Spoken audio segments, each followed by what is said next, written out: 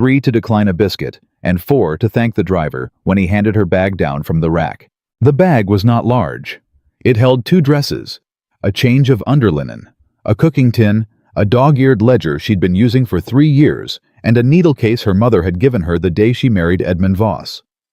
The needle case was the most important thing in the bag. It always had been, even before she understood why.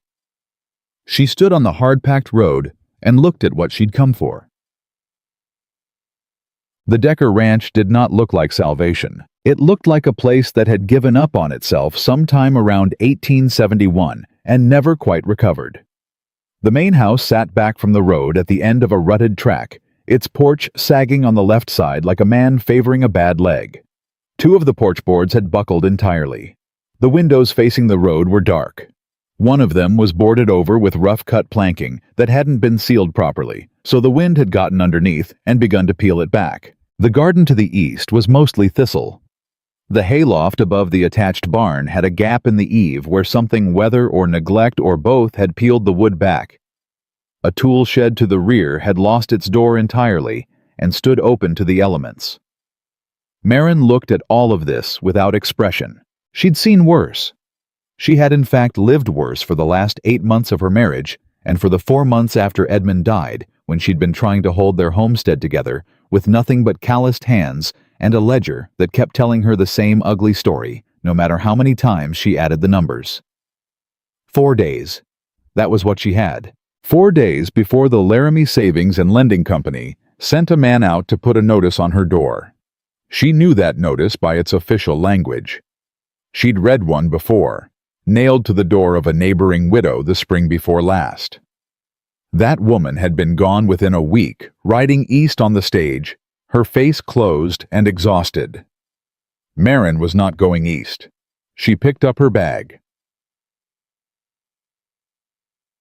He was standing at the corner of the barn.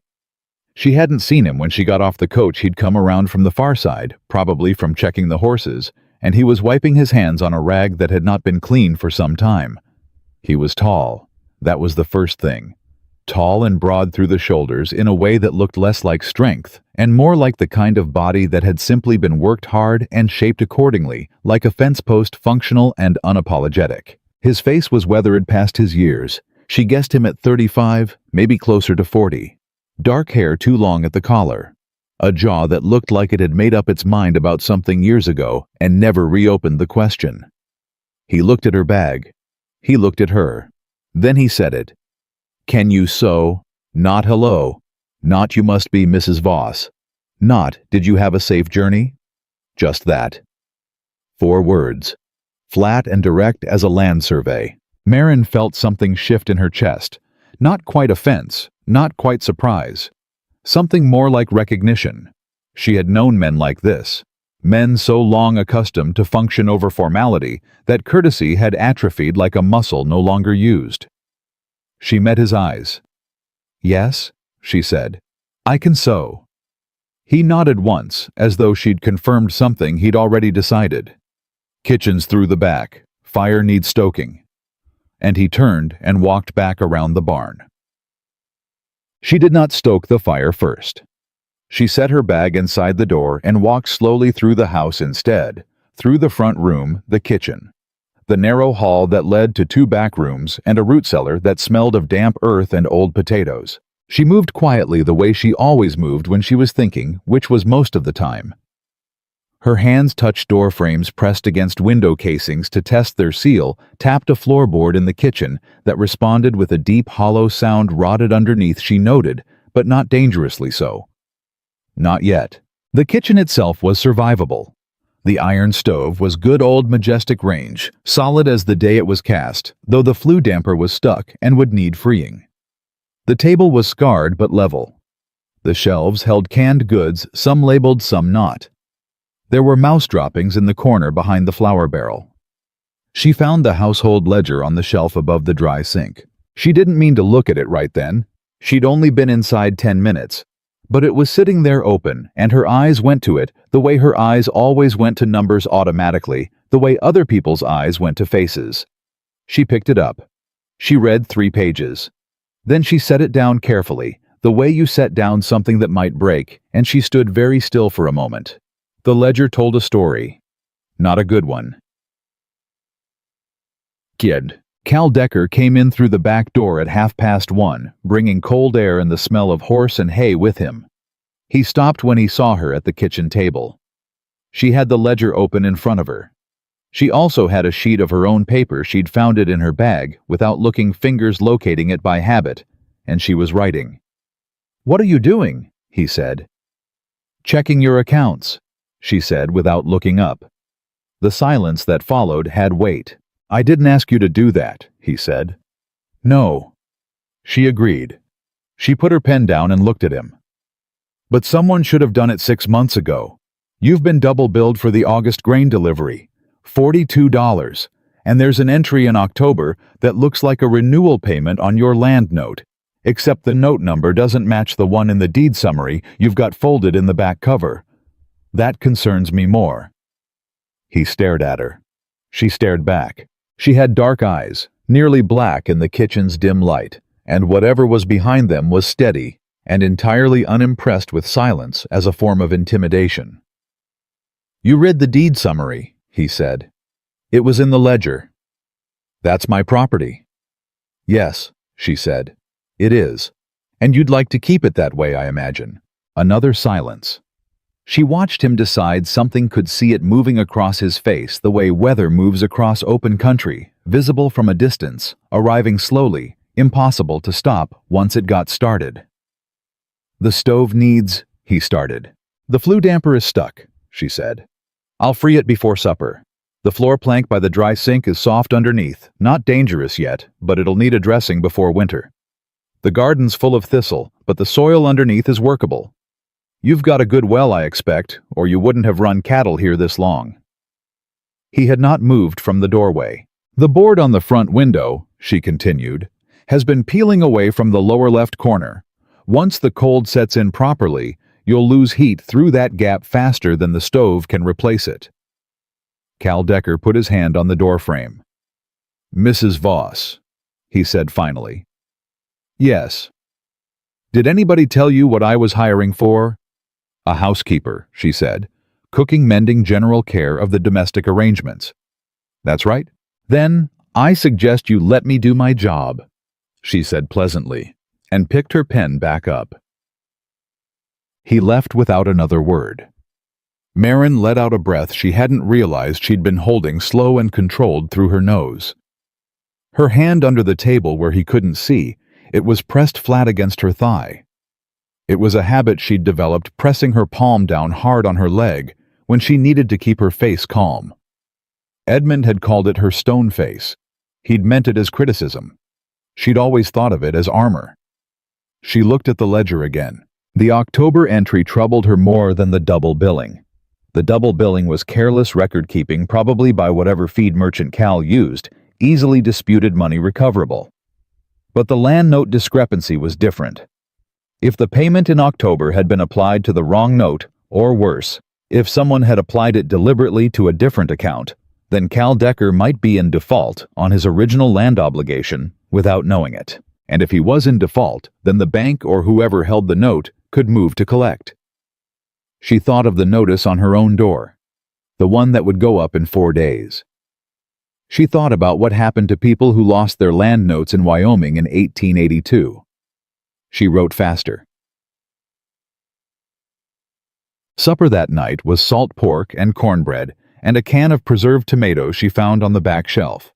Not much, but hot, which was more than the kitchen had seen in some time, judging by the cold grease in the skillet that had been sitting unwashed on the stove. Cal came in at dusk without being called. She noticed that the fact that he came in when there was food ready, as though some part of him had tracked the smell of cooking through the barn wall and responded before his mind caught up with the decision. He washed his hands at the basin. He sat down. She put a plate in front of him and sat across with her own. They ate in silence for 3 minutes. It was not an uncomfortable silence, exactly more like the silence between two people who haven't decided yet whether to trust each other and are each waiting to see who moves first. Cal moved first. "How long were you married?" he asked. She looked up. 7 years. He a rancher. He tried to be. A pause. He was a better man than a rancher. Something moved across Cal's face, not quite sympathy, not quite understanding. Something quieter than either of those things. "You run the place after he died?" he asked. "For 4 months," she said, "until the note came due." He put his fork down, looked at her. "That's why you're here." "I'm here because you needed someone who could sew," she said evenly. "Isn't that what you asked?" His jaw tightened, not in anger, more like a man biting down on something he'd intended to say and changing his mind. "The land note discrepancy you found." "Yes." "How bad?" She set down her own fork and folded her hands on the table in front of her, the way she'd learned to do when she needed to deliver information that would hurt and wanted to keep the delivery clean and free of unnecessary distress. "I don't know yet," she said. "I need to see the original deed document, not just the summary.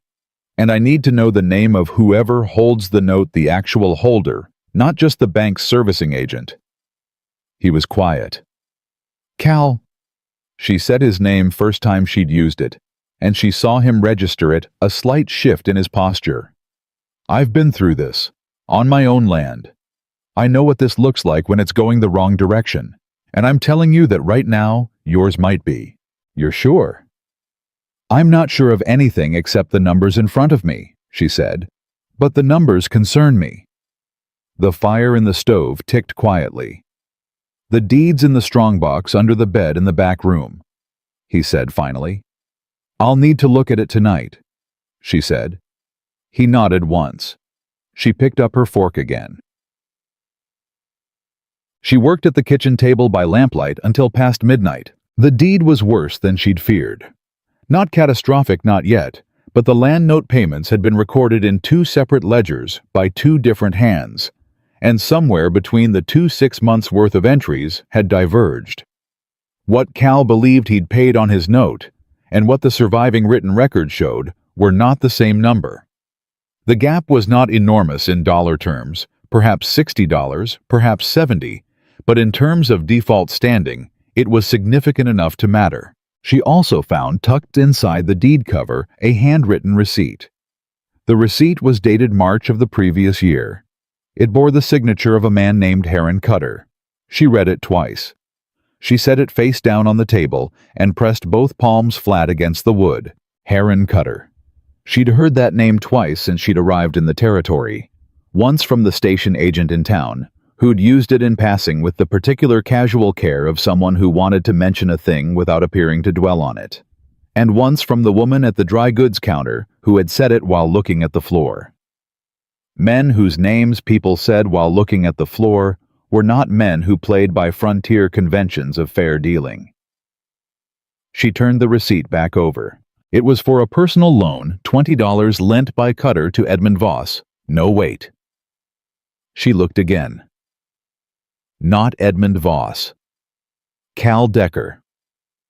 Cal Decker, dated March 1881, signed by both men. $20. With a rider clause at the bottom in smaller handwriting easy to miss if you weren't looking, which said clearly that in the event of non-payment within the calendar year, the lender retained right of first claim on the East 40 acres as described in Appendix B of the Decker land patent. The calendar year had ended. March 1882 had come and gone, and she was sitting here now in June. Marin closed her eyes. She thought about this very carefully. Then she opened her eyes, picked up her pen, and kept working. At some point, past 2 in the morning, she heard a floorboard creak in the hallway. She didn't look up. "You should sleep," she said. A pause. Then Cal's voice rough with something between exhaustion and stubbornness. "What did you find?" She looked up then. He was standing in the hallway entrance, still dressed, which meant he hadn't slept either. His arms were crossed, not in defiance, but in the way of a man bracing himself, the posture of someone who knew bad news was coming and was trying to stand up straight enough to receive it. She had known men who crumbled when news arrived. Edmund had crumbled. He hadn't meant to, hadn't wanted to. He'd just had no architecture inside him to hold the weight. She had always built her architecture on her own. "Sit down," she said. He sat. She set the cutter receipt in front of him. She watched his face as he read it. Watched the moment he got to the rider clause.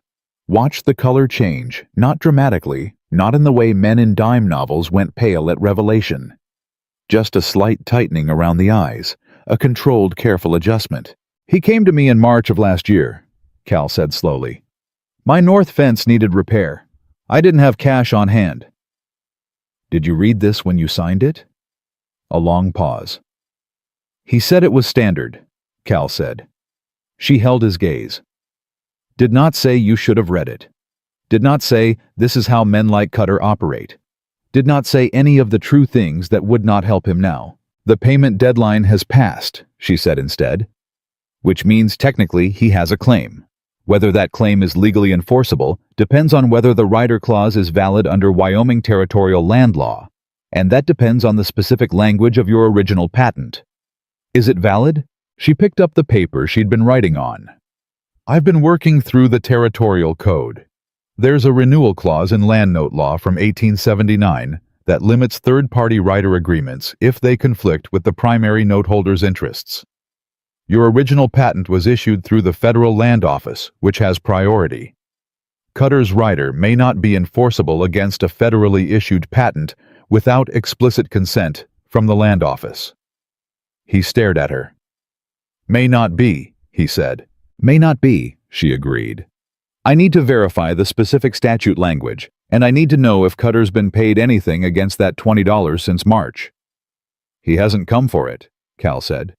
"He will," she said. "Men like that wait until the moment is most useful to them. They don't come in winter when travel is hard, and everyone is struggling. They come in late spring, early summer, when the land looks its best, and you've just enough hope to hurt." The lamp between them flickered once in a draft from the stuck damper. "How do you know that?" he asked quietly. She looked at the lamp for a moment. "Because that's when they came for my land," she said. The silence that followed was different from the silences before it. Not the silence of two strangers deciding whether to trust each other. Something more complicated than that. Something with more weight. Cal picked up the receipt and read it again. Then he set it down. "What do you need?" he said. She looked up. "To finish tonight, and tomorrow I need to get to the land office in town." "I'll drive you." "You don't need to." "I'll drive you," he said again. She looked at him for a moment. He was not a man who said things twice without meaning them. She understood that already.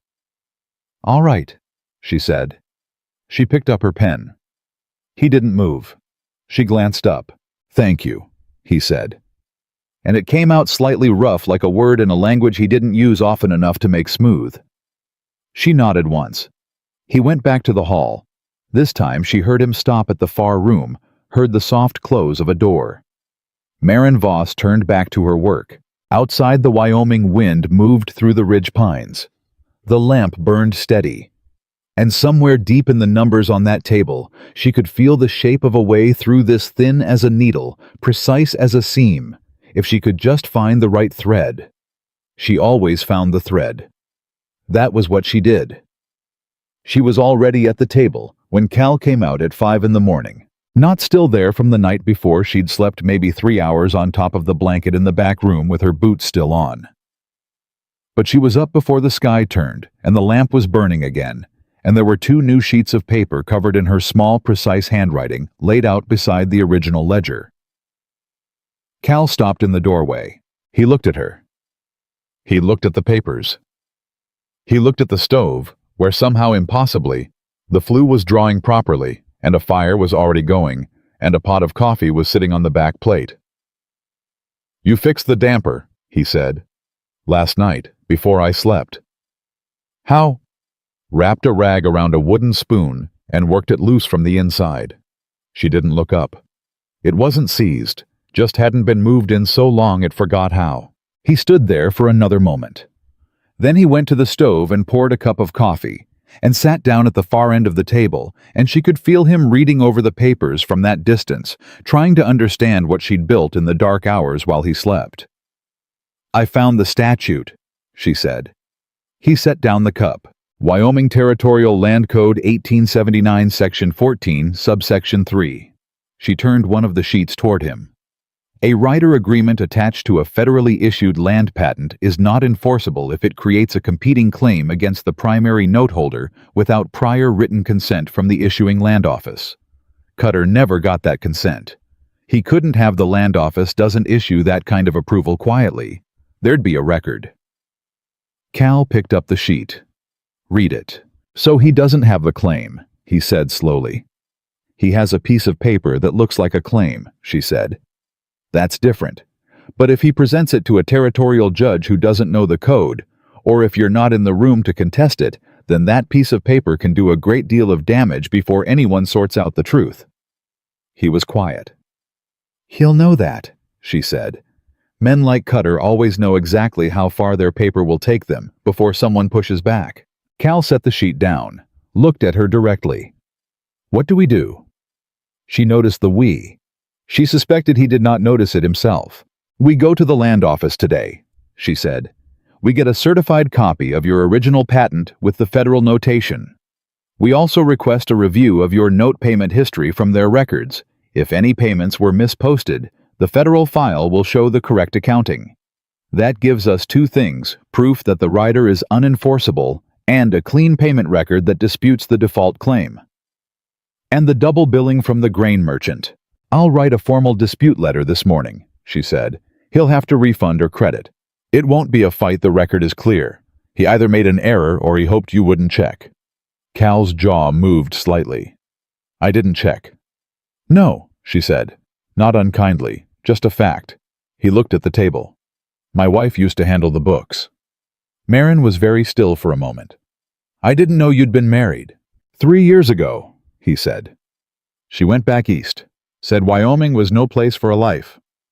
A pause, short and flat. Maybe she was right. Marin looked at him for a moment. He was not looking for sympathy. She could tell the difference between a man who wanted comfort and a man who was simply stating geography. That's why the ledger was in the shape it was in, she said. I'm not a numbers man, he said. I know. She pulled the sheet back toward her. That's all right, you don't have to be. They left for town at 7 in Cal's wagon.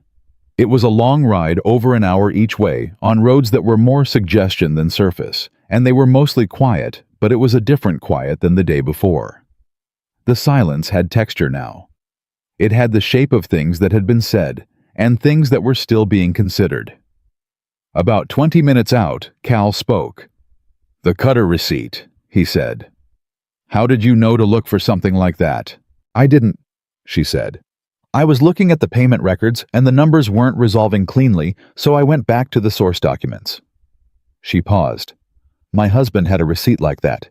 Different man, same structure. Small loan, large rider buried in plain language. What happened?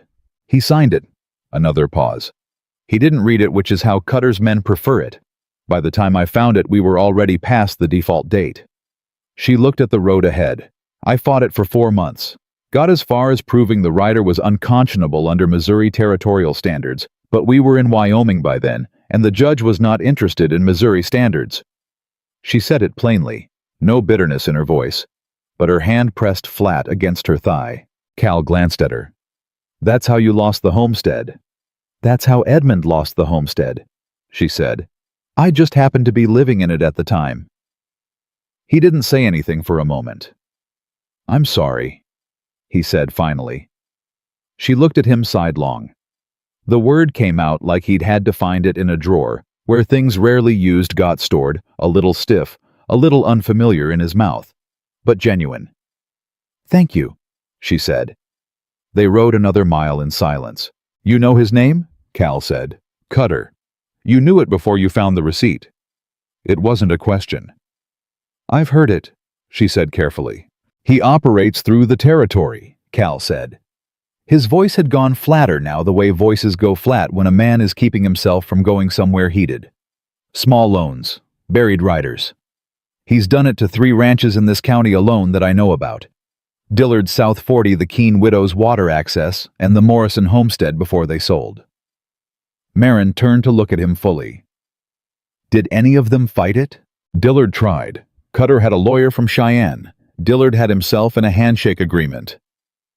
Cal's hands tightened on the reins once briefly. He lost the 40. But you have something Dillard didn't, she said. What? She held up the sheet she'd brought with her, the handwritten statute summary, the federal code citation, the notation she'd cross-referenced from the land office records she'd found referenced in the patent appendix. You have this, she said, and someone who knows how to use it. He looked at the paper, then at her. He didn't say anything. But something shifted in his face, not gratitude exactly, not yet. More like the beginning of a recalibration, like a man who'd been looking at a fixed point and suddenly realized the horizon was further out than he'd thought. He turned back to the road. Marin set the paper on her knee and smoothed it with her palm. The land office in town was a single room that smelled of ink and old paper, and the particular bureaucratic staleness of places where important things happen slowly. The clerk behind the counter was a thin man with careful eyes who looked at Maureen when she walked in, then at Cal, then back at Maureen when she spoke first. She set her notes on the counter. I need a certified copy of the Decker land patent, the original federal issuance with all notations and appendices, she said.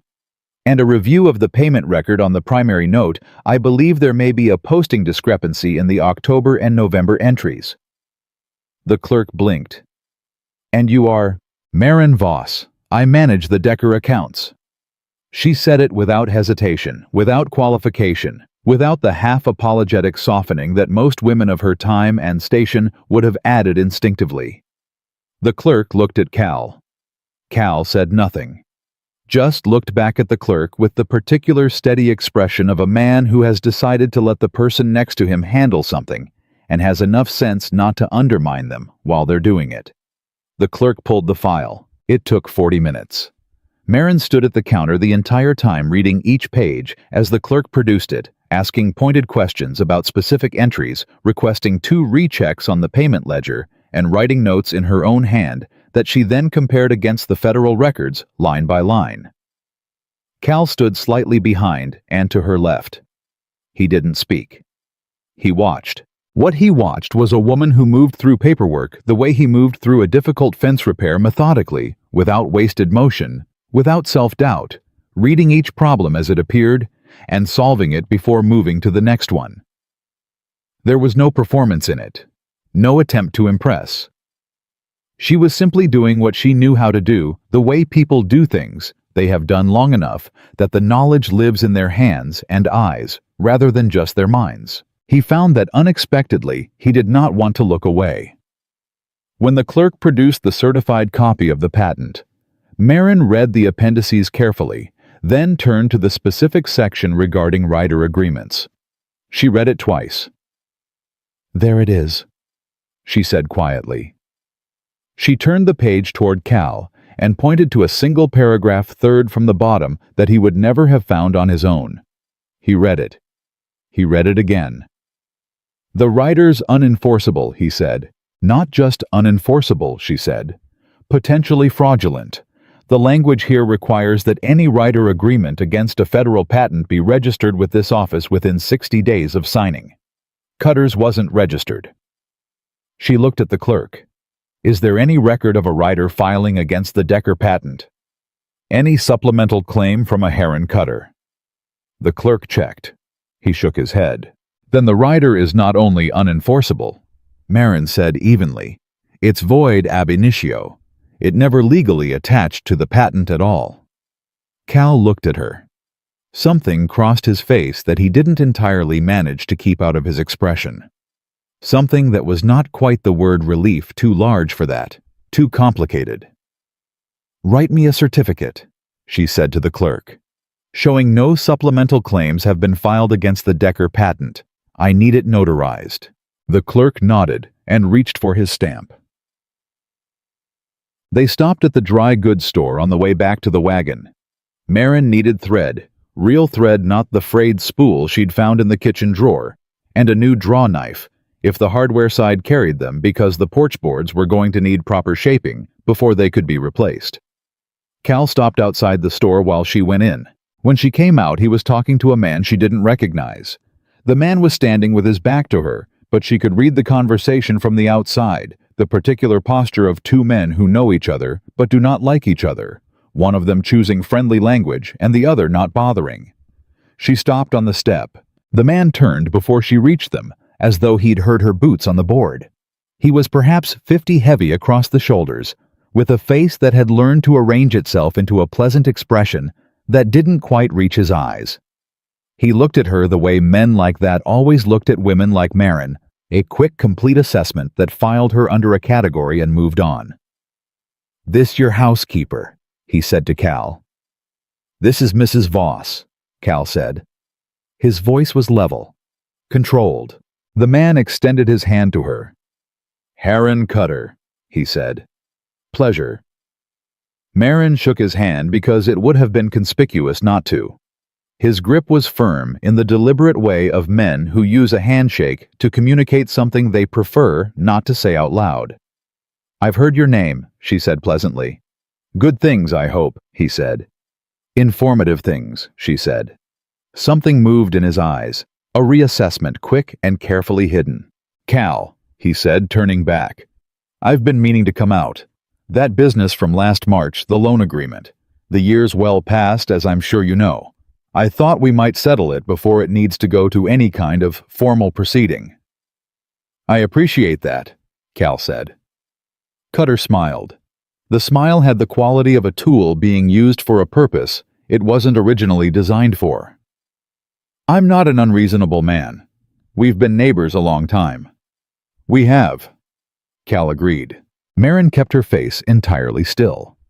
She stood slightly behind Cal's left shoulder, which was where she had been standing in the land office, and she watched Heron Cutter, the way she'd watched the ledger the night before, looking for the number that didn't add up. She found it quickly. He wasn't here by accident.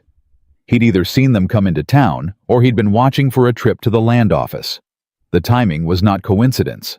Men like Cutter did not deal in coincidences. He was moving, which meant he knew something was wrong with his position, which meant he already had some sense that the receipt might be challenged, which meant he was trying to get Cal to agree to something verbally in front of a witness before Cal understood what he actually held in his hand. "I'd be willing to accept the 20 as paid in full," Cutter said, still in that warm, reasonable voice.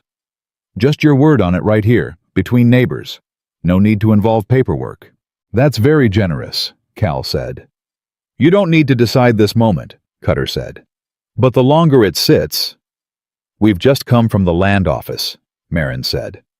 She said it quietly, the way you say a thing when you want it to land cleanly. Not loudly, not triumphantly, just a statement of fact placed precisely. Cutter turned to look at her. His face did not change. That was the tell. A man who heard an innocent statement would react with mild curiosity. A man who heard a threat would work very hard to look like he hadn't. Heron Cutter's face did not change. "Is that right?" he said. "We requested a certified search of the patent record," she said. "No supplemental claims on file." She let that sit for one beat. "Interesting, isn't it? Given the rider language in the loan agreement." The pleasant expression was still in place. But something underneath it had shifted. She could feel it the way you feel a change in air pressure before weather arrives.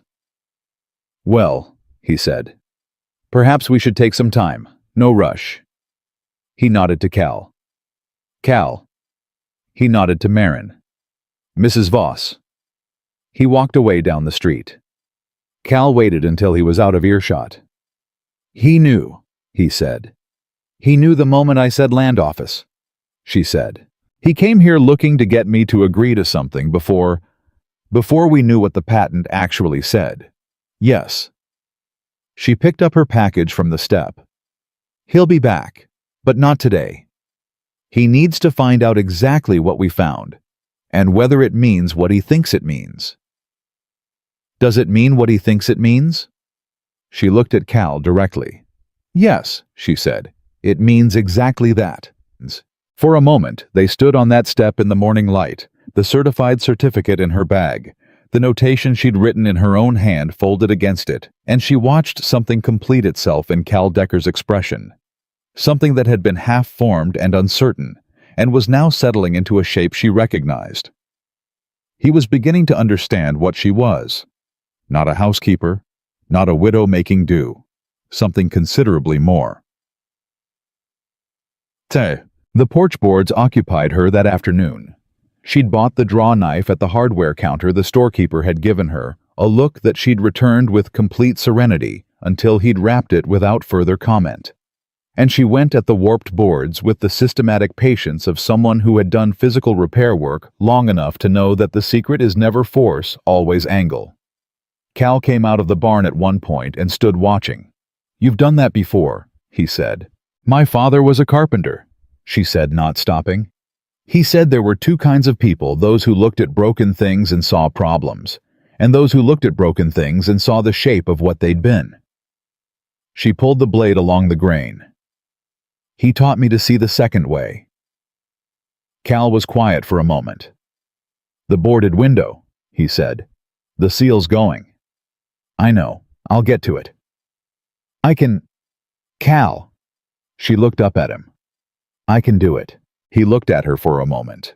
Then he nodded and went back to the barn. She went back to the board. It took her the better part of 2 hours to properly shape and reset the 3 worst planks on the left side of the porch. Her hands were rough from it, the heel of her right palm reddened where the draw knife handle had pressed. She didn't mind. Work that left a mark was work you could point to afterward. When she was done, she stood up and tested the boards with her weight. Solid. Good. She looked at the house, the window, the garden, the hayloft gap, the rotted floorboard in the kitchen, the curtains in the front room that were more memory than fabric. A list, a long one, she'd worked through longer. That evening over supper, beans this time with what remained of the salt pork and a pan of biscuits she'd made from the flour after she'd checked it for weevils. Cal reached across the table for the salt and paused. He looked at her hands. The redness from the draw knife. A small cut on her left forefinger from the window board, which she'd taped with a strip of clean cloth. "You should have said," he said. "Said what?" "That you were going to do the porch." "I could have done it yourself," she said. "Helped." She looked at him. He was not offering out of condescension. She'd been around enough of that to know the difference.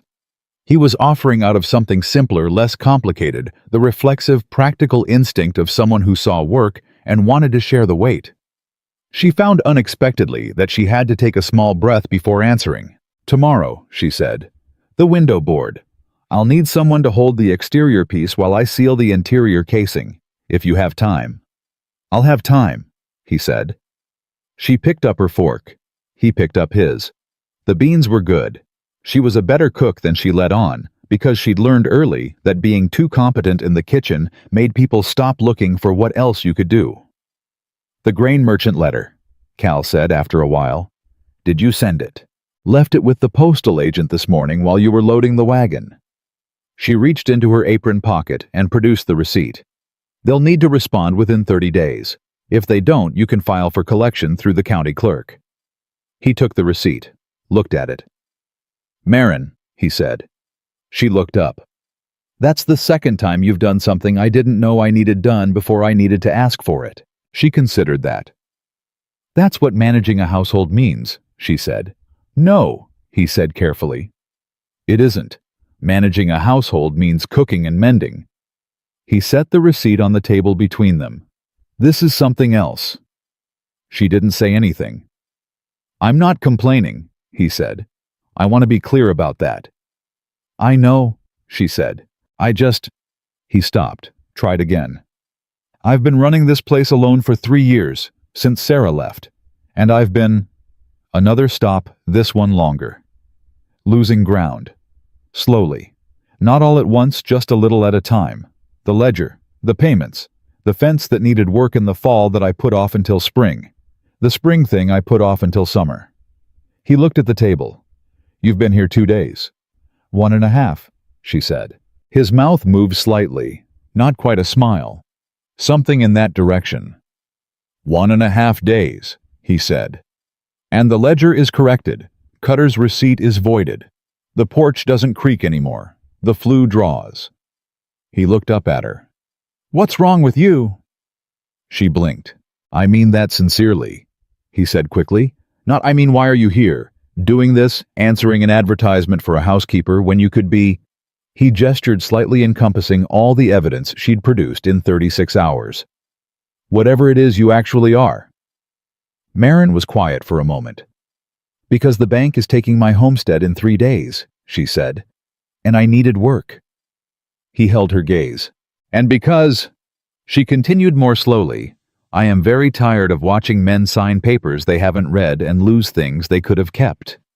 She folded her hands on the table. I don't mean you specifically. I mean all of them. My husband, Mr. Dillard, the Keene widow's late father, who put the water access in someone else's name 20 years ago because it seemed simpler at the time. She paused. I know what it costs, and I know how to stop it if someone lets me. Cal looked at her for a long time. Consider yourself let, he said quietly. The lamp burned between them. Outside, the Wyoming wind had settled into something lower and steadier, less aggressive than the day before, the kind of wind that doesn't push, just persists. Marin nodded once. She reached for her coffee. Somewhere in the barn, a horse shifted in its stall. The house, which had been empty of any particular feeling for 3 years, held them both in its silence, and this time, the silence was not the silence of strangers. It was the silence of a place beginning slowly, and with great care to be inhabited again. He came on a Thursday. Marin knew he would come that week. She'd felt it the way you feel, a change in weather before the clouds arrive. Not a premonition. Nothing mystical, just the accumulated logic of watching how men like Heron Cutter operated. He'd had 4 days since the encounter outside the dry goods store. 4 days to make inquiries to find out exactly what she and Cal had pulled from the land office, to consult with whoever he consulted with when his schemes developed friction. 4 days was enough time for a man like that to decide whether to retreat or to press harder. She had prepared for pressing harder. The table in the front room held 3 documents.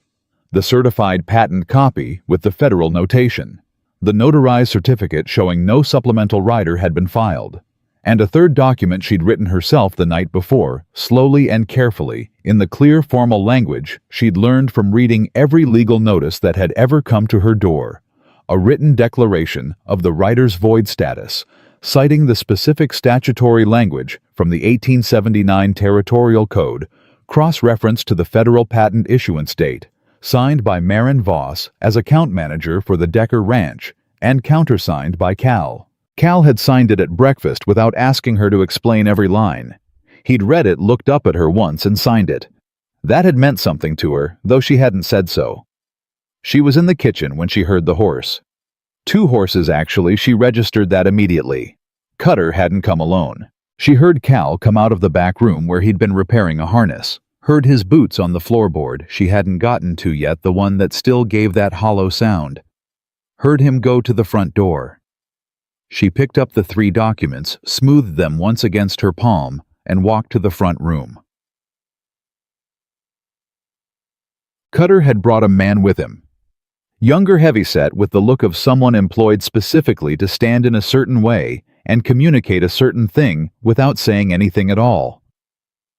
He stayed on his horse while Cutter dismounted. Cutter was in his good coat. That was the first thing Marin noticed. He'd dressed for this, not for a neighborly call for an occasion. His boots were clean. He'd made a decision about how this was going to go, and he'd dressed accordingly. Cal stood on the porch. He hadn't invited Cutter in. "Cal," Cutter said with that same warm, reasonable voice.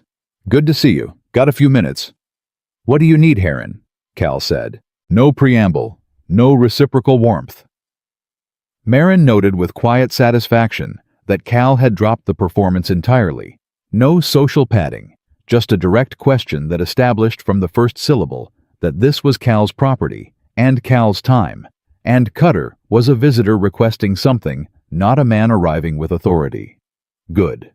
Cutter's eyes went to Marin in the doorway behind Cal, stayed there 1 beat longer than necessary, then back to Cal. "It's about the loan agreement," Cutter said, "from last March. I think there may have been some confusion. I'd like to clear it up." "What kind of confusion?" Cal said. "Well, it seems you're—" He paused. The pause doing work he didn't want to do out loud. "Housekeeper may have gotten an incomplete picture of the arrangement. The land office records aren't always current, and I'd hate for a misunderstanding to—" "The land office records are current," Marin said. She said it from the doorway, not loudly, not aggressively, just clearly. Cutter turned to her with his careful, pleasant face. "Mrs. Voss, I don't think we've been formally—" "We met outside Granger's store," she said. "Tuesday. You offered to settle the loan verbally and without paperwork, which I found interesting, given that the loan agreement itself contained a rider clause that required formal documentation." A small silence. "I was trying to make things simpler," he said. "I know," she said. "That's what concerned me." She stepped forward onto the porch and placed the first document in Cal's hand, without looking at him. A clean handoff, practiced deliberate. Cal took it without hesitation. "The certified patent copy," she said for Cutter's benefit. "Federal issuance 1877, with the full appendix notation which includes—" She placed her finger on the relevant paragraph without breaking eye contact with Cutter.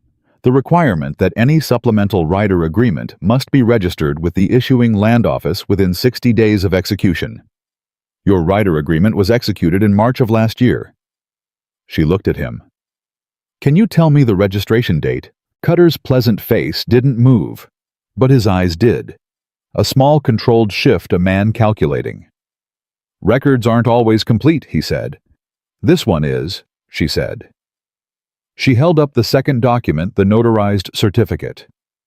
"The land office provided a certified search record showing no supplemental claims filed against the Decker patent. None. Not within 60 days. Not ever." The man on the horse shifted his weight. Cal was completely still. Marin could feel it beside her, that particular stillness of a man who is letting someone else handle something and keeping himself from interfering the way you keep yourself from adjusting a perfectly thrown line. "Patient. Present. Now," Marin said. "It's possible this was an oversight on your part. It's possible the rider was always intended to be registered and simply wasn't through some failure of process." She kept her voice even, neutral, as if she were discussing grain prices. "But the legal result is the same either way. The rider never attached to the patent, which means it is void, which means the $20 loan, to the extent it created any legal instrument at all, created only a personal debt obligation, not a land claim, and that debt, if it still exists, is subject to standard territorial collection law, not a land seizure." Cutter looked at her for a long moment. "You've done your research," he said. His tone had shifted. The warmth was still there technically, but it had gone thin, like ice that still looks solid but makes a different sound when you step on it. "I manage the accounts," she said. "So you said." He tilted his head slightly. "Tell me, Mrs. Voss, where did you learn to read territorial code?" "I learned to read the law the same place most women learn it," she said. "From watching what happened when they didn't. A beat, just one." And then something broke in Heron Cutter's face. Not dramatically, he was too controlled for drama. But the pleasant expression stopped doing its job just for a second, the way a mask slips when the man behind it forgets to hold it, and what was underneath was not pleasant at all. "That's a strong position," he said, and now his voice had no warmth in it whatsoever. Just the underlying structure, which was harder and less agreeable than the surface had suggested. "For a housekeeper." "I'm not a housekeeper," Marin said. It came out before she'd fully decided to say it. Not angry, not defiant. Just true in the flat, declarative way of things that have always been true and have simply been waiting for the correct moment of acknowledgement. Cal turned his head slightly and looked at her. She didn't look back at him. She kept her eyes on Cutter. "I manage these accounts," she said. "I represent the interests of this ranch in any matter pertaining to its financial and legal standing. And I'm telling you now, formally and on record."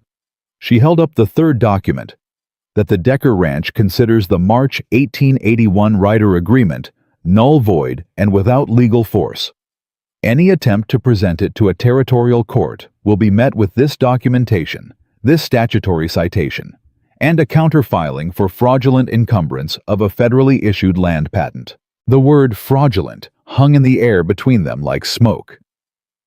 Cutter looked at the document in her hand. He looked at Cal.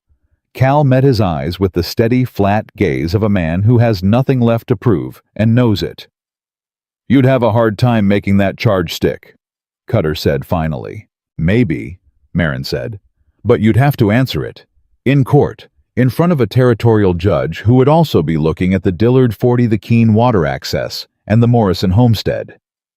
She let that sit for precisely 1 second. "I've been doing research, Mr. Cutter, broadly." The man on the horse cleared his throat. Cutter didn't move. But something had left him that forward energy, that sense of a man who had arrived with a plan and was executing it. He was recalculating now.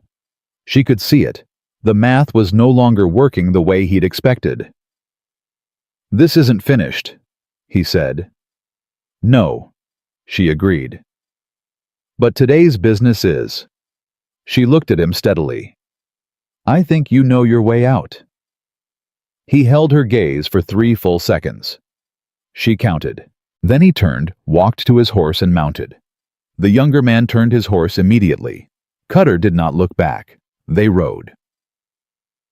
Done. Cal waited until the sound of hooves had faded entirely. Then he turned and looked at Marin. She was still holding the 3 documents. Her hand was steady. Her face was composed. But he was standing close enough closer than he usually stood, because the porch wasn't wide to see that the hand holding the papers had the faintest tremor. Not fear. The aftermath of held tension releasing, now that there was no longer anyone to hold it for.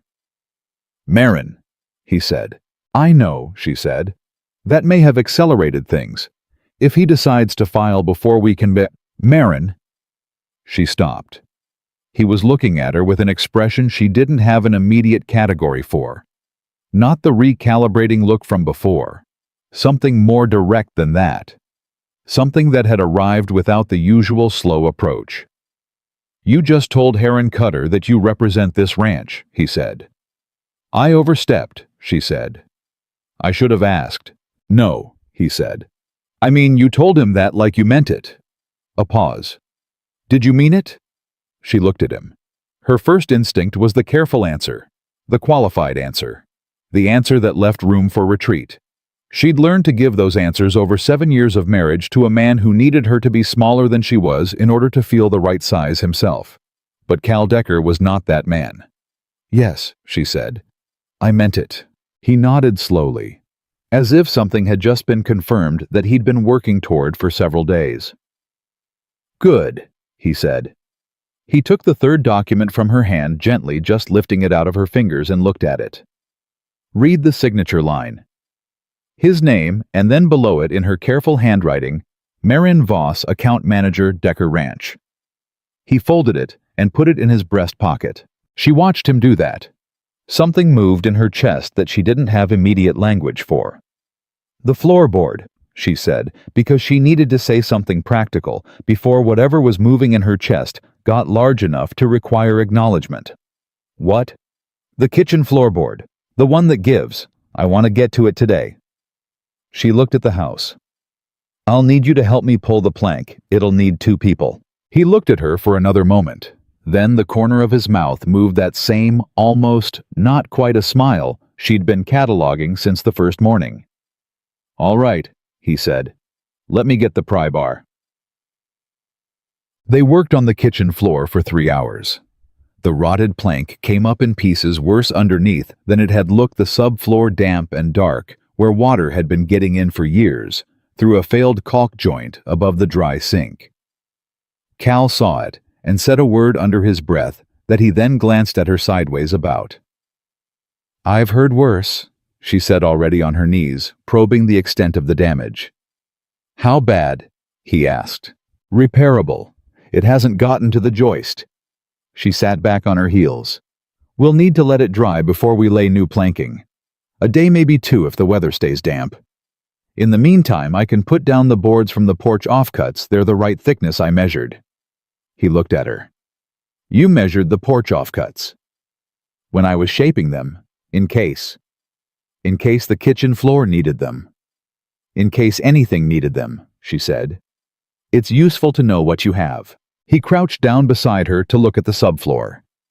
They were close, close, the proximity of two people focused on the same problem, and she was sharply aware of it, without letting that awareness become anything that would complicate the work. "My father never fixed this," Cal said. "No. He knew it was soft. He told me in 1878 that we'd get to it come spring." He ran his hand along the exposed joist. "Sound timber. Good. He died that winter." She was quiet for a moment. "I'm sorry," she said. "He was a stubborn man," Cal said without particular bitterness. "Good rancher, better with animals than with people." A pause. "Better with animals than with paperwork." "Where did you learn the ranch?" she asked. "Here, from him. From making mistakes and having him point at them until I understood what I'd done." He looked up. He never explained anything, just pointed. "Did that work?" Cal considered this seriously. "Eventually," he said. Marin smiled. It happened before she decided to a real one, not the composed expression she usually offered, but the actual thing. It changed her face considerably.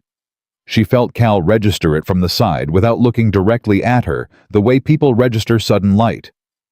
She cleared her throat and looked back at the floor. "We'll pull the damaged section, treat the joist with pitch where it's gone gray, and let it stand open overnight," she said. "I'll put a board across for walking. Tomorrow we can lay the offcuts, and I'll match the stain as close as I can get it." "You can match stain?" "Close enough," she said. "It won't be perfect." "Nothing's perfect," he said. "No," she agreed. "But close enough holds." It was while they were treating the joist, Cal applying the pitch, Marin holding the lamp at the angle that kept the work lit without getting in the way that he said it. "Tell me about Edmund." She didn't tense. She'd been expecting it at some point, the way you expect a question that's been building. It had been in the room between them for days, taking up quiet space. "He was a gentle man," she said. "Not weak. Gentle is different. He wanted things to be all right more than he wanted to deal with the fact that they weren't." She held the lamp steady. "He believed people would be fair if you were fair to them first. He believed that right up until they weren't." "The loan," Cal said. "The loan," she confirmed. "He signed it in a minister's office, if you can believe that. The man who brought it to him was a church elder in our county. Edmund trusted him completely." She paused. "I met that elder once at a harvest supper. He shook my hand and asked me how my garden was coming." Cal worked the pitch brush slowly, carefully. "Did you fight it?" he asked. "For 4 months," she said. "I filed 3 separate challenges. The judge reviewed the first one and declined to hear the other 2. She shifted the lamp slightly. "Edmund didn't want me to fight it. He said it wasn't—" She considered her words seemly. For a wife to go to the land office and file legal notices. She paused again. "He said people would talk." "Did they?" "Yes," she said. "They said I was difficult." Cal set down the pitch brush. He turned and looked at her fully. "Difficult," he repeated. "That's the word they used," she said. She met his eyes. "I prefer thorough." He looked at her for a long moment in the lamplight. Then he turned back to the joist. "So do I," he said quietly. She absorbed that slowly, the way you absorb warmth from a fire, not all at once, but gradually, starting at the edges and working inward. They finished the treatment in silence. The twist came at supper time, and it came from a direction she hadn't prepared for. She was cutting biscuits when Cal came back in from the barn later than usual, with a letter in his hand. He'd ridden to the postal drop at the crossroads while she was cooking. She'd heard the horse go and assumed it was a routine check. His face told her it wasn't routine. "This came in Tuesday," he said. "Tom at the crossroads held it because he wasn't sure if I was in or out. I didn't know it was there." He set it on the table. She looked at it. The return address was the Laramie Savings and Lending Company. Her stomach contracted. Not from fear, from recognition. She knew that letterhead. She knew exactly what correspondence from that return address looked like because she had received it herself. "Open it," she said. He opened it. He read it. He set it down on the table and looked at it as if it had said something in a language he was still translating. "They've issued a default notice," he said. She crossed to the table and picked up the letter. Read it herself. The payment discrepancy she'd found in the ledger, the misposted October entry, the one she'd already flagged for the land office review, had been reported to the bank as a missed payment. Not an error. A missed payment. And on the strength of that report, the bank had issued a formal default notice dated 10 days prior, beginning a 60-day foreclosure process. 60 days. Less now, because the letter had sat at the crossroads for 3 days. 57 days. She stood very still. "Who reported it to the bank?" she said. "What do you mean?" She turned the letter over. Read the processing notation at the bottom, a small line of administrative text that most people never noticed because it was in the same plain type as everything else and placed at the very end below the official signature. Discrepancy reported by third-party account review, Referred H. Cutter, June 14, 1882. She put the letter down. Cal was watching her face. "What is it?" he said. "Cutter reported the payment discrepancy to the bank," she said. "Before we went to the land office. Before Tuesday." She calculated rapidly. "He filed this report at least 2 weeks ago, probably more." Cal was very still. "He'd already moved," she said. "The conversation on Tuesday coming to see you trying to get a verbal agreement that wasn't his primary play. That was secondary. His primary move was already done. He reported a payment irregularity to the bank and let the bank issue the default notice." She picked up the letter. "If the ranch goes into foreclosure proceedings, the bank sells the land to resolve the debt. And if Cutter is positioned as a buyer, he gets the land anyway," Cal said, "without the rider." "Without needing the rider," she said. "The rider was always the backup. This was the front door." The biscuits burned. She didn't notice until Cal moved to the stove and pulled the pan off the heat without saying anything. She was looking at the letter, looking at the date, looking at 57 days, which was not very long, and thinking about what could be done in 57 days by a woman who had never once in her life had as many days as she needed. "Can you fix this?" Cal said. He was standing at the stove with the burned biscuit pan in his hand, and he asked it the way he asked everything, without softening, without the hope-shaped framing that made a question easier to hear, but harder to answer honestly. Just straight. Just the question. She looked up at him. "The payment discrepancy is documented," she said. "I have the land office record showing the correct posting. If I can get that in front of the bank's own loan officer, not their collections agent, but the original issuing officer, before they advance to the next stage of proceedings, I can make the case that the default was triggered by false information. And if they don't hear it, then we go to the territorial bank examiner," she said. "Cutter filed a report with a federally regulated institution. If that report contained a material misrepresentation, did it?" She looked at the letter again. "The discrepancy exists in the ledger," she said carefully. "It's a real discrepancy, but it exists because of a posting error, not a missed payment. Whether Cutter knew that when he reported it." "He knew," Cal said. His voice was flat and certain. "He's been watching this place for a long time. He knew exactly what he was reporting and why." "Then yes," she said. "That's potentially a fraudulent report to a federal institution." She straightened. "We go to Laramie." "When?" "Tomorrow morning," she said. "First light." He put the biscuit pan on the counter, looked at it. "I'll get the good wagon," he said. "Faster springs, better road." She nodded. He turned toward the door and stopped. "Marin," he said. "Yes.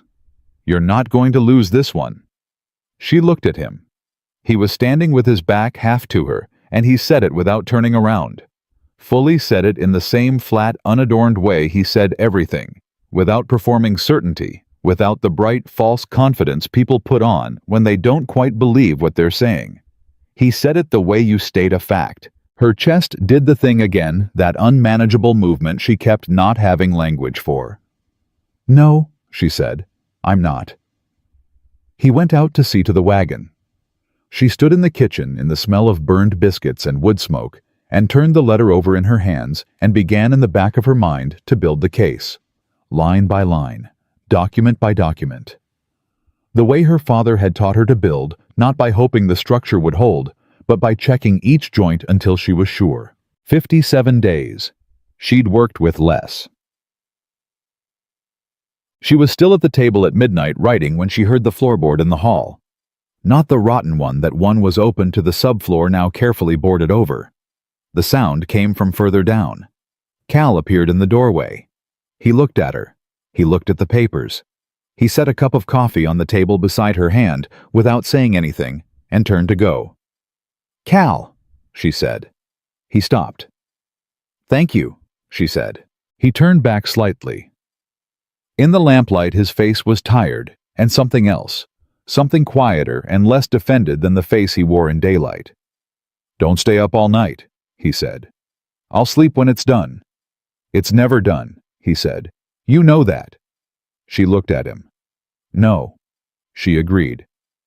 "But this part can be." He looked at her for a moment longer than was necessary. Then he went back down the hall. Maren Voss turned back to her work, and the lamp burned, and the Wyoming night pressed cold and quiet against the sealed windows, and in the kitchen of a house that was beginning to remember what it felt like to be a home. A woman built her case word by careful word, and did not stop until it was built. They left before sunrise. Cal had the wagon ready when she came out, her document case tucked under her arm, her second dress on, because the one she'd been wearing for 2 days needed washing, and she wasn't going to walk into a bank in Laramie looking like she'd slept in a hayfield. She hadn't slept much better than that, but appearances carried weight in rooms where men made decisions about other people's land, and she knew it. Cal looked at her when she climbed up. Didn't say anything about the document case, or the dress, or the fact that she'd clearly been awake most of the night. Just clicked to the horses and moved them out at a good pace, faster than their first trip to town, the road still dark and the air cold enough to see breath. About a mile out he said, "What's the argument?" "The misposting is documented in the federal payment record," she said. "The land office copy shows the October payment was received and logged on the correct date. The bank's own deposit record should show the same thing if they'll pull it." She had the document case open on her knee, already reviewing by feel in the early dark. The question is whether their collections process has already moved past the loan officer. If it has, we're talking to someone whose only job is to advance the proceeding, not evaluate it. And if that's who we get, then I ask for the loan officer by name and I wait in the lobby until he's available, she said. Cal glanced at her sideways. "I've done it before," she said. "I don't doubt it," he said. The road to Laramie was long, and the morning was gray, and somewhere around the halfway point, the sun came up low and hard off the eastern ridgeline and hit them both full in the face, and neither of them flinched. Maren thought not for the first time that there was something clarifying about traveling toward a difficult thing in the early morning. The cold and the light and the forward motion stripped away everything that wasn't necessary. "Tell me what Cutter wants," Cal said. "The real thing, not the land." She considered this. "Control," she said. "The land is the mechanism. What he actually wants is to be the man who determines what happens to it, who farms it, who grazes it, who owes him something for the right to do either."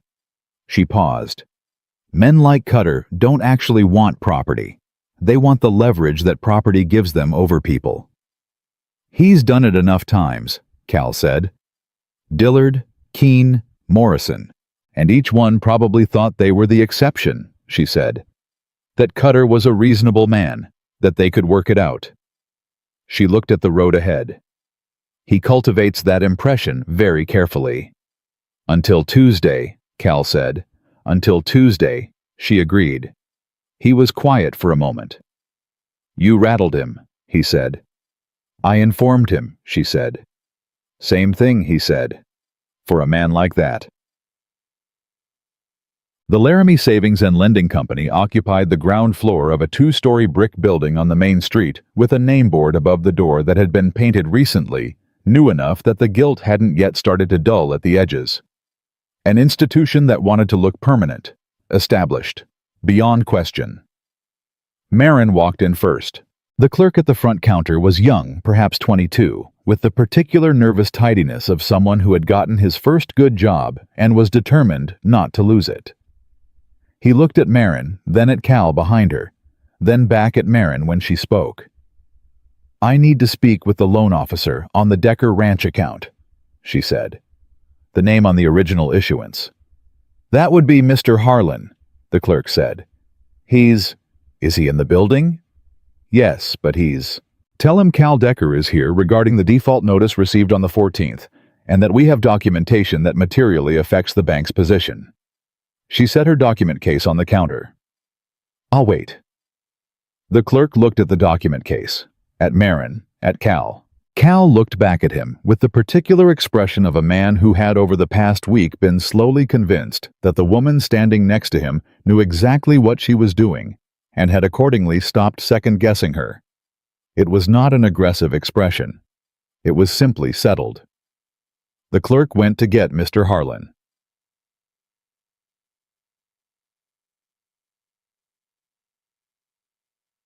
Mr. Harlan was a man in his 50s with silver at his temples and the contained watchful energy of someone who had learned that banks survived on patience and that patience was something you performed even when you didn't feel it. He came out of his office, looked at Cal, looked at Marin, looked at the document case, and made a decision about all three before anyone had said a word. Mr. Decker, he said, I'm sorry you've had to make this trip. These proceedings are... The default notice was triggered by a third-party report, Marin said, filed by a Heron Cutter referencing a payment discrepancy in the October ledger. Harlan looked at her carefully. And you are? Marin Voss. I manage the Decker accounts. She opened the document case. The discrepancy Mr. Cutter reported exists in the ranch's internal ledger as a posting error. The actual payment was made on time and in full. I have the Federal Land Office payment record showing the correct posting date, and I have the bank's own deposit slip. She produced it, which we obtained from the Land Office file copy showing receipt on October 9th. Harlan took the deposit slip. He looked at it. He looked at it again more carefully with the specific quality of attention of a man who has just found an irregularity and is deciding how large it is. Come into my office, he said. "'Kay." What happened in that office took 90 minutes. Marin had prepared for longer. She'd prepared for refusal for redirection for the particular institutional patience of a bank that had already set a process in motion and did not especially want to stop it. She had prepared arguments for each of those scenarios layered sequenced, each one built on the foundation of the one before. The way you build a fence line post by post. Nothing decorative, everything load-bearing. She used the first argument. Then the second. Harlan was careful and quiet, and asked precise questions which told her he was actually listening, which was more than she'd allowed herself to hope for in the wagon that morning. Cal sat to her left and did not speak. Not because she'd asked him not to, she hadn't had no right to, but because he understood, without her needing to explain it, that this was her territory, the way the barn was his, and that the most useful thing he could do was be present and not interfere. He was very good at being present. She noticed that. The twist came at the 40-minute mark when Harlan pulled a file from his cabinet that she hadn't expected him to have. He set it on the desk. I need to show you something, he said, and his voice had changed, lost the careful institutional neutrality, and taken on something more direct. Not warmer exactly, more honest. The file contained a letter, dated 3 weeks prior, signed by Heron Cutter. It was not just a report of payment discrepancy. It was a formal letter of intent to purchase contingent on foreclosure proceedings for the full Decker Ranch parcel, north 40 South 40 water rights, and all improvements. At a price that was considerably below market value. Filed 3 weeks ago, before Cutter had come to speak to Cal, before Tuesday's encounter outside Granger's store, before any of it. Marin read the letter. She read it twice. She set it down on the desk with both hands flat because she needed a moment to keep her face where she needed it to be. Cal leaned forward and read it over her shoulder. She felt the moment he understood. It felt it in the slight change of his breathing, the way his weight shifted forward. He filed a purchase offer before he reported the discrepancy, Cal said. It was not a question. Yes, Harlan said. He was looking at Marin. Mrs. Voss, I want to be clear, this bank did not solicit this offer. It arrived unsolicited, and it was logged as received, which is standard procedure. I did not know when the discrepancy report came in 2 days later that the two were connected. But now you do, she said. Now I do, he said. The room was quiet for a moment. Is that enough? Cal asked. His voice was controlled, but only just. Marin held up a hand, not to silence him, to hold the space while she thought. She needed 4 seconds. She counted them. Mr. Harlan, she said. A purchase offer filed before a discrepancy report by the same party to the same institution on the same property, that's not coincidence. That's a sequenced action. And if the discrepancy report contained a material misrepresentation, she tapped her own documents, which these records demonstrate it did, then you have a party who filed false information with a federally regulated bank for the purpose of triggering a foreclosure from which they intended to directly profit. Harlan was very still. That's a serious allegation, he said. Yes, she said. It is. And I'm not making it to this bank.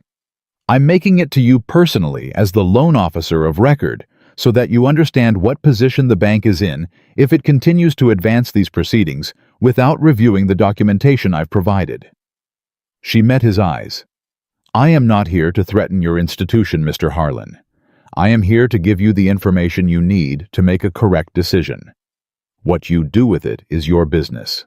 Harlan looked at the deposit slip, at the land office record, at Cutter's letter, at the purchase offer. He closed the file. I'm going to suspend the proceedings pending internal review, he said. 30 days. During that time, I'll need a complete payment reconciliation from your records, every entry, every date, every amount against our own ledger. I can have that to you within the week, Marin said. Good. He looked at Cal. Mr. Decker, I apologize for the alarm this notice must have caused.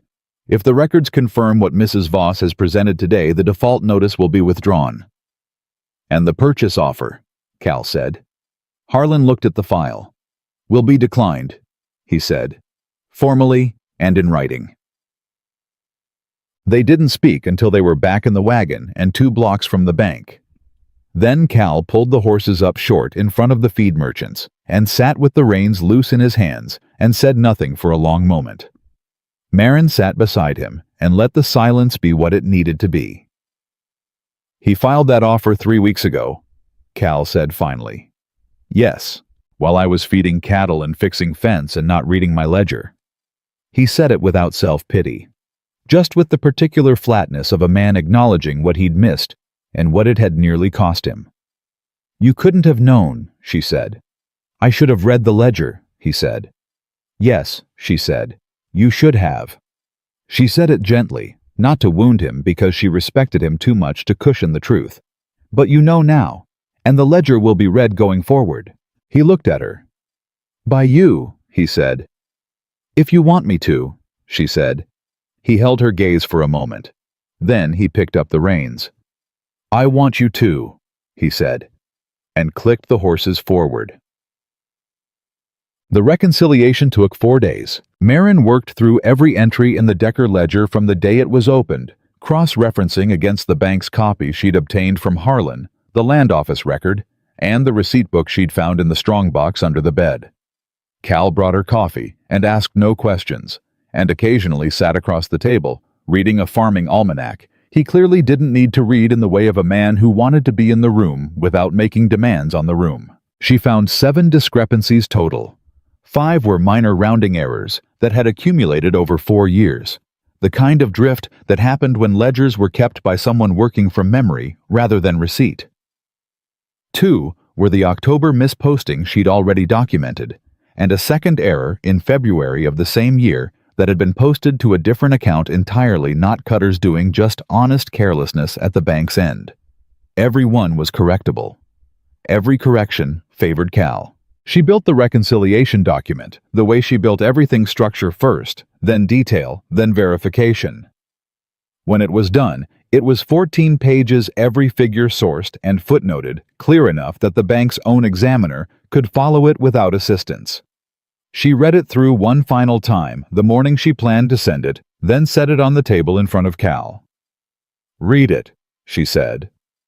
He looked up from the almanac. "All of it," he said. "All of it," she said. "You need to know what's in your own records." He looked at the 14 pages. He picked them up and read them. All of them. It took him 40 minutes, and she cleaned the kitchen while he read, and did not hover because a man reading his own finances needed to be alone with the information. When he set the pages down, he was quiet for a moment. "February," he said. "The misposting. Not Cutter, bank error. But it's been sitting there for 8 months. "Yes. How much does that fix total?" he said. "When it's corrected?" She told him. He sat back in his chair. The number was not large, not life-changing in absolute terms, but in the context of a ranch that had been slowly losing ground for 3 years. It was the difference between a ledger that told a story of deficit and a ledger that told a story of something closer to solidity. "I thought I was further behind than I was," he said quietly. "You were behind," she said. "Just not as far." He looked at the reconciliation again, then at her. "My father used to say that most men don't fail from bad luck," he said. "They fail from not knowing what they have." "Your father was right," she said. "He was wrong about most things," Cal said. "But that one he had." She sent the reconciliation to Harlan that afternoon via the postal agent with a covering letter that laid out each correction clearly and cited the relevant bank regulation for each disputed entry. Formal, clean, unarguable. Then she came home and fixed the curtains. She'd been putting it off not because the curtains were difficult, but because they were the kind of work you do when the urgent things are handled, and until that afternoon there had always been something more urgent. But now the porch was solid. The windows were sealed. The kitchen floor had its new boards laid and stained to within one shade of the original. The hayloft gap was patched. The ledger was reconciled and the bank proceedings were suspended. The curtains were what was left. They were the original curtains from when the house was built. She thought heavy cotton. Once a deep blue, faded now to a color somewhere between gray and memory. One had a long tear along the hem. Another had lost 2 of its rings and hung at an angle that had become so familiar it probably no longer registered as wrong to anyone who'd been looking at it for years. She spread them on the kitchen table and worked with the patience she reserved for fine repair. Close stitches, matched thread, as close as she could get it from the spool she'd bought in town. She re-sewed the hem tear with a flat fell seam so the repair wouldn't show from the front. She replaced the missing rings from a set she'd found in the bottom of the mending basket she'd reorganized her first week. Cal came in while she was working and stopped. He looked at the curtains. "Those were my mother's," he said. He said it the way you say something that surprises you when it comes out of your own mouth, as though the words had moved faster than the thought behind them. Marin looked up. "Should I not?" "No," he started. "I mean, they've needed it." He came closer and looked at the hem she'd repaired. He was looking for the seam and couldn't find it. She watched him not find it. "My mother made those the first winter they were here. She and my father, 1864. He touched the fabric lightly with 2 fingers. "She said the house needed color." Marin looked at the curtains. "She was right," she said. Cal was quiet. She could feel what was happening in the room, the particular quality of a man encountering the physical presence of someone he'd loved and lost, brought back not by memory, but by the sight of something repaired. It was a different thing than grief, closer to recognition. The acknowledgement that a thing had been cared for and that someone had bothered to care for it. She kept her eyes on her work. "She would have liked you," he said. She stopped sewing. She kept her eyes down for a moment longer. "How do you know?" she said. Her voice came out slightly quieter than she'd intended. "She didn't have much patience for people who didn't know what they were worth," he said. "She had a great deal of patience for people who did." Marin set down the curtain. She looked at him.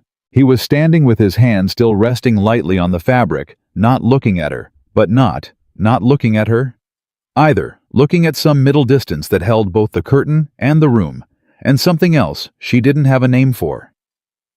"Cal," she said. "Yes." "I need to tell you something." He turned to look at her fully. "My homestead," she said. "The bank took it the day after I arrived here. I got the notice from the postal agent when I was in town for the reconciliation." A pause. "I know," he said. She blinked.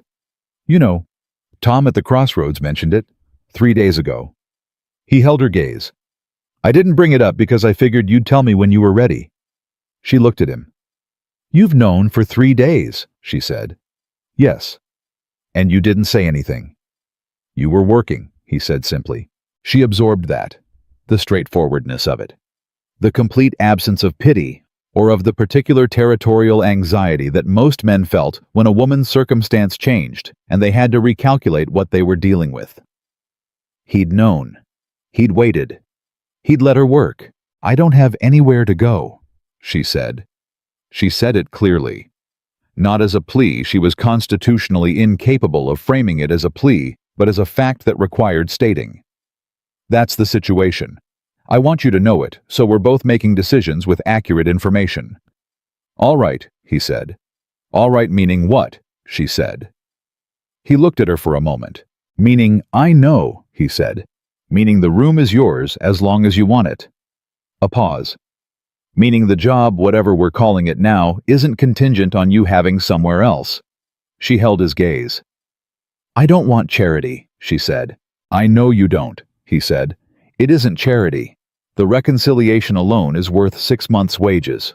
The porch, the floor, the damper, the cutter situation." He said it matter-of-factly, as if reading a ledger which she realized was exactly what he was doing. He was reading the account between them and reporting the balance. "You've more than earned your place here, Marin. I think you knew that before I did." She was quiet. Something she'd been holding tightly, and for a long time, not just since she arrived here, but before for months, maybe longer. The sustained muscular effort of a woman who had been holding herself together through will alone. Because there was nothing else to hold on to, she felt it loosen. Just slightly. Just enough. She picked up the curtain. "I'll finish these tonight," she said. "I want them hung before the week's out." "I'll put up the new rings tomorrow," he said. "The original brackets are still good." She nodded. He went to the stove and did something unnecessary with the coffee pot, and she sewed, and the house held them both in its particular warmth. And outside the Wyoming sky was doing what Wyoming skies did, enormous and indifferent and beautiful in a way that required nothing from you and asked nothing in return, which was, Marin thought, exactly the right kind of beautiful for a place like this. Jatosas. 3 days later, Harlan's letter arrived. She knew what it was from the return address, the same way she'd known the first letter. But this one she did not feel in her stomach. She'd done the work. She knew the numbers. She knew what the letter had to say, because she had made it say it document by document, argument by argument over the past 10 days. She brought it in from the postal run and set it on the kitchen table. Cal was eating breakfast. He looked at the envelope, looked at her. "Open it," she said. He opened it. He read it. He set it down on the table and was quiet for a moment. Then he looked up. "Default notice withdrawn," he said. "Payment record corrected. Cutter's purchase offer formally declined." He paused.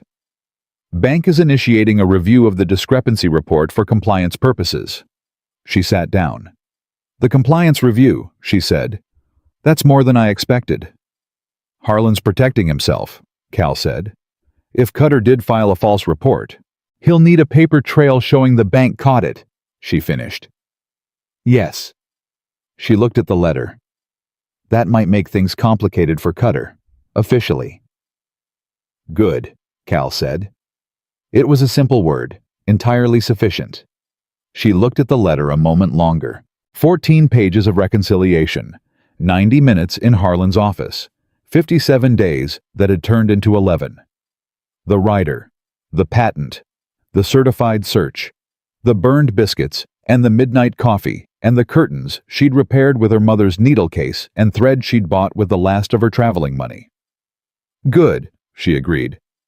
Cal pushed the bread plate toward her side of the table. She took a piece. They ate.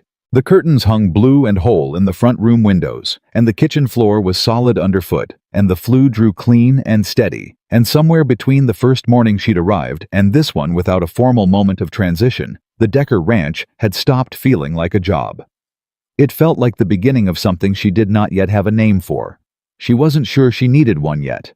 She just knew she wasn't leaving. The letter from Harlan had been sitting folded in Cal's breast pocket for 2 days. Not because he'd forgotten it. Because he kept reaching for it in the barn at the fence line, walking back from the south pasture, and taking it halfway out and then putting it back. Like a man who wants to read something a second time, but doesn't quite trust what it does to him when he reads it. Marin noticed. She noticed most things. She didn't say anything. She was reorganizing the hayloft. She'd identified the problem. Her first week, the way the bales were stacked, created gaps where moisture collected against the interior wall, which was why the eave had begun to separate. It wasn't a structural failure. It was a stacking failure. Something that could have been corrected any time in the last 2 years if someone had understood the connection between airflow and rot. She understood the connection. Cal found her up there on the 4th morning after Harlan's letter, moving bales with a methodical efficiency that made the work look simpler than it was. She'd been at it since before he came out to the barn. He could tell by the sweat at her collar, and the way she was breathing, controlled, sustained the rhythm of someone well into a job rather than just starting one.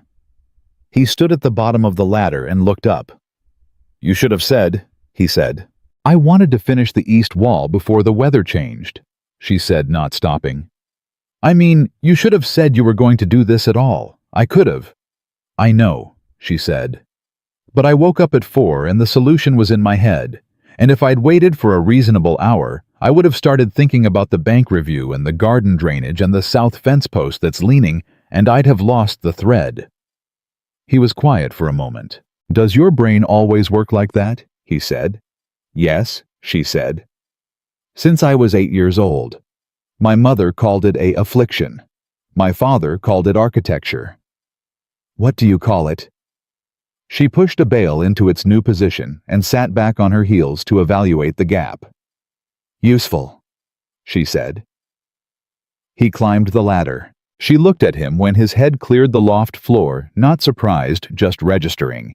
He came up and looked at what she'd done. Then he picked up the next bale without being asked and moved it where the logic of what she'd already built indicated it should go.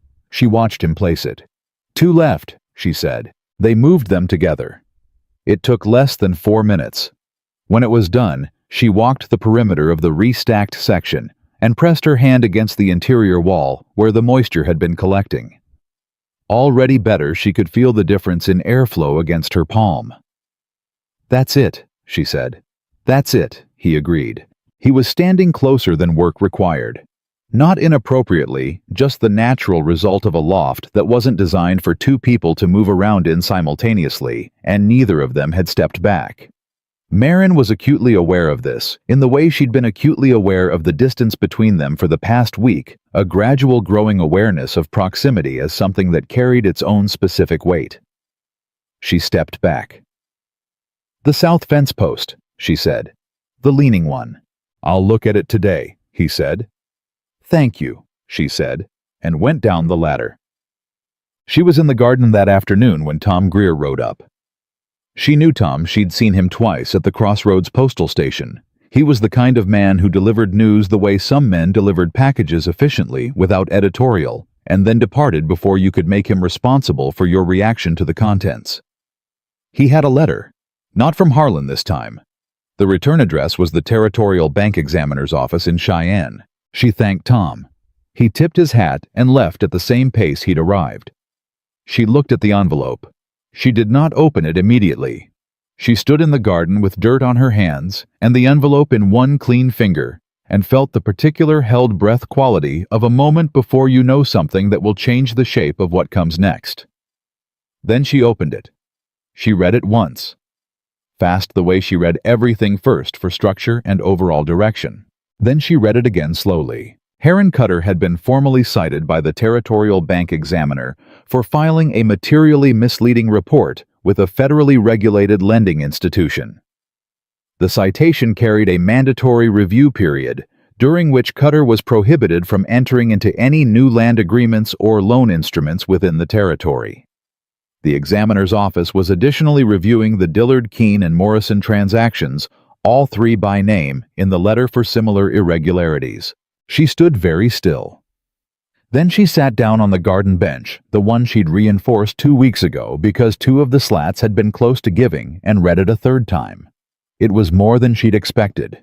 Considerably more. She had given Harlan the information and trusted him to do the correct thing with it. She had not anticipated that correct thing extending to a full territorial review. That was Harlan's decision, his action, his institutional courage, and it meant that whatever Cutter had been building across this county, the architecture of it, was about to be examined in full daylight. She heard Cal's boots on the path. She looked up. He'd seen her sit down from the fence line and come in, she could tell from the direction he'd come. He looked at her face. "What is it?" he said immediately. No preamble. She held up the letter. He took it, read it. She watched his face while he read. She'd gotten good at reading Cal Decker's face in the past 3 weeks. Not because it was expressive, it wasn't, but because the control itself was readable once you knew it. The slight tension in his jaw when something landed hard, the almost imperceptible exhale when something resolved. Both happened, in that order. He lowered the letter.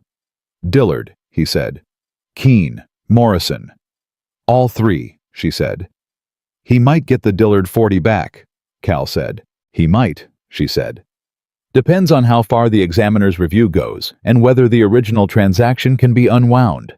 But even if it can't, Dillard will know. He'll know that what happened to him was documented and recorded, and that someone in an official position recognized it for what it was." She paused. "That's not nothing." Cal looked at the letter again. "No," he said quietly. "It's not." He stood there for a moment. The afternoon was cooling the wind off the ridge, steady and dry. Then he sat down on the bench beside her. Not at the far end. Not with the careful distance he'd maintained for 3 weeks. In the middle, close enough that their shoulders nearly touched. He put the letter on his knee and looked at it. "You did this," he said. "I gave Harlan information," she said. "Marin?" She looked at him. "You did this," he said again. No elaboration, no performance. Just a direct, clear, unambiguous statement of a fact that he wanted her to accept without diminishing. She held his gaze. "Yes," she said. "I did." He nodded once. And then something happened that she had not prepared for. He reached out and put his hand over hers, where it rested on the bench between them. Not dramatically, not with the hesitance of a man unsure of his reception. He was not that kind of uncertain. He set his hand over hers the way he did everything directly, without wasted motion, having decided to do it before he did it. His hand was large and roughened and very warm. She did not move. She looked at their hands for a moment. Then she turned her hand over so her palm was against his. Neither of them said anything. The wind moved through the ridge pines. Somewhere in the barn, one of the horses shifted. The garden around them smelled of turned earth and what was beginning finally to grow in it.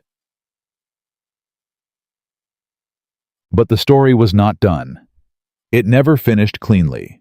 She knew that life didn't clean finish the way ledger entries did. There was always one more column. The one more column arrived the next morning in the form of a writer from town. Not Tom this time, a younger man she didn't recognize, who handed Cal a folded note and left at a trot. Cal read it. His face went through its sequenced tight jaw, controlled exhale, and then he handed it to Marin without speaking. It was from Harlan. Short. 3 sentences. Cutter has retained legal counsel from Cheyenne. Counsel has filed a motion to suppress the bank examiner's review on grounds of procedural irregularity. Motion has been accepted for hearing date set for the 22nd. The 22nd was 9 days away. Marin read it twice. Procedural irregularity, she said. What does that mean? Cal said. It means his lawyer found something in the way Harlan filed the examiner report that can be challenged on technical grounds. She folded the note. Not the substance, the procedure. If the motion succeeds, the review gets thrown out and Cutter starts clean. Cal was very still. Can he do that? He said. A Cheyenne lawyer with the right judge. She set the note on the table. Possibly. Procedural challenges are difficult to fight because they're not about whether you're right. They're about whether the form was correct. She paused. Harlan would need documentation showing his filing was procedurally sound, which means he needs someone who knows the examiner's filing requirements well enough to produce that documentation. Do you know them? Cal said. She looked at him. I know how to find them, she said. She was already moving toward the document case. She spent 2 days in the Territorial Records office. Cal drove her to Laramie again, and this time didn't wait in the wagon. He waited inside in the anteroom with his hat on his knee for 6 hours the first day and 5 hours the second. When clerks gave him questioning looks, he looked back with the settled expression of a man who was exactly where he intended to be and did not require their input. Marin worked through the Territorial Bank Examiner's procedural code the way she'd worked through everything structure first detail after. By the end of the first day, she had identified the specific filing requirement Cutter's lawyer was targeting, a notification clause that required the examiner's office to formally inform the subject of any report within 5 days of filing. Harlan had sent the notification on day 6. 1 day. 1 day late. She sat in the records room at the end of that first day and put both hands flat on the table and breathed. 1 day was enough technically to challenge the filing. Cutter's lawyer knew what he was doing. She thought. She thought for a long time. Then she went back to the procedural code and read it again. Not the section she'd already found, but the section before it, and the section before that. Going back to the original 1876 code, before the 1879 revisions. She found it at 8 in the evening, when the records clerk was pointedly stacking files near her table as a hint. The 1876 original code contained a provision carried forward into the 1879 revision, but placed in a different section, far enough from the notification clause that a lawyer building a narrow procedural argument might not cross-reference it, that allowed a 2-day extension on notification timing in cases where the initial report involved third-party documentation requiring verification. Harlan's report had required exactly that. He'd needed to verify Marin's documents before filing. Day 6 fell within the extended window. The procedural challenge was void. She wrote it out that night in the wagon on the way home by the light. Cal held steady for her without being asked. Without complaint, without a single unnecessary word while she wrote in the dark. And the road was rough, and her handwriting was not as clean as she'd have liked, but was accurate, which was what mattered. When she finished, she put the pen down. Got it, Cal said. Got it, she said. He lowered the lamp. They wrote in the dark. After a while, he said, How did you know to look in the 1876 version? Because lawyers who find procedural holes look for the most recent code, she said. They don't always go back to the origin. The provision was restructured in 1879 when they reorganized the sections. If you only read the 1879 version, the cross-reference isn't obvious. He was quiet. But you went back, he said. I always go back, she said. My father said that the answer to most present problems is usually written down somewhere in the past. You just have to be willing to look further back than the other person. Cal drove for a moment. Your father sounds like a man I'd have liked to know, he said. She looked at the dark road ahead. He would have liked you, she said. It came out before she entirely decided to say it. He respected people who did their work quietly and didn't need to be thanked for it. A pause. "I need to thank you," Cal said. "I want to be clear about that. I don't say it because you need to hear it. I say it because it's owed." She was quiet. "Cal," she said. "Yes." "Stop the wagon." He stopped the wagon. She turned on the seat and looked at him directly in the dark, which was not entirely dark. There was a moon partial enough to see by. "I need you to understand something," she said. "All right," he said. "I did not come here to be saved," she said. "I did not come here to find a man who would let me stay. I came here because I needed work and you needed someone who could sew, and both of those things were true and practical." She held his gaze. "Everything I've done here I've done because it needed doing, and I knew how to do it. Not for you, for the work itself. Do you understand that?" He looked at her steadily. "Yes," he said. "Good." She paused. "And I need you to understand one more thing." "Go ahead," he said. "I am choosing to stay," she said. "Not because I have nowhere else. I have nowhere else, that's true, but that's not why." She kept her voice even and clear.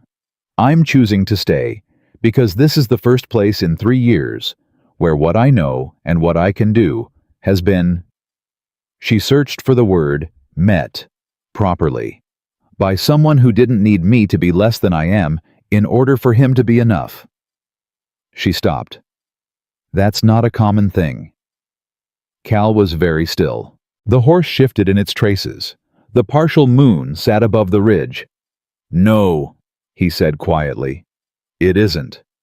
So when you thank me," she said, "I need you to know that I am here because I have decided to be, not from need, from choice." A pause. "That distinction matters to me more than I can fully explain." He looked at her for a long moment.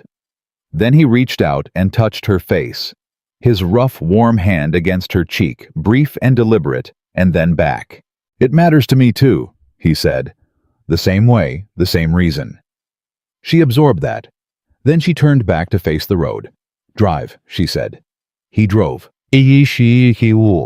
The procedural motion was denied on the 22nd. Marin wasn't in the courtroom. She'd prepared the documentation, reviewed it with Harlan's attorney over a 2-hour meeting in Laramie 3 days prior, and then come home and fix the garden drainage because the south end of the bed had been pooling after rain, and it was time. Cal came back from town at 4 in the afternoon. She heard the wagon. She kept working. She heard him come through the house, heard the back door, heard his boots on the new kitchen boards, solid now, no hollow sound. He came and stood at the edge of the garden. "Motion denied," he said. She sat back on her heels.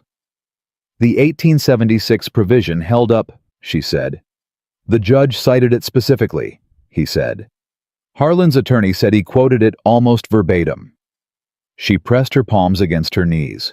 Something settled in her. Deep and final, the specific settling of a weight she'd been carrying for so long it had stopped feeling like a weight and started feeling like just the way her body was arranged. She felt it release. Not all at once, not dramatically, just a slow, complete exhale at a cellular level. "And the review," she said. "Continues," he said. "Full scope. All 3 properties." He paused. "Dillard's been notified, and the Keene widow." She nodded. "Good," she said.